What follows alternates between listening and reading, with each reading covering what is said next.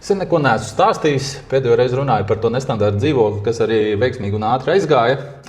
Šis savukārt ir pēdējais jaunākais pirkums. Tas ir mazs dzīvoklis Teikā, Biķernieka ielā 71. Viena istaba, 30 kvadrātmetri. Plāns viņu nedaudz uzfrišināt, atsvaidzināt un dot uz pārdošanu. Es ceru, ka pa šo nedēļu meistars tiks galā un tad jau nākamnedēļ likt uz pārdošanu. Nedaudz parādīšu, kā izstāsta. Reku te ir šīs visas sienas plānotas pārkrāsot. Logi ir mainīti. Virtuvīte. Te arī nākamais saimnieks varēs taisīt jau pēc sava. Šītas tiks aiztaisīts. Nu, šāds iepriekš tika izīrēts. Skaidrs, ka viņam remontiņš prasās, lai viņu izīrētu. Te ir vēl vānsistaba ar 20 gadu senu remontu.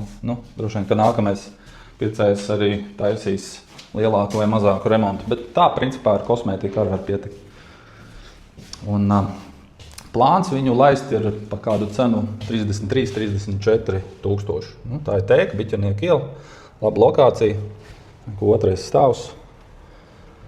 Jā. Kā jums liekas, cena ir ok?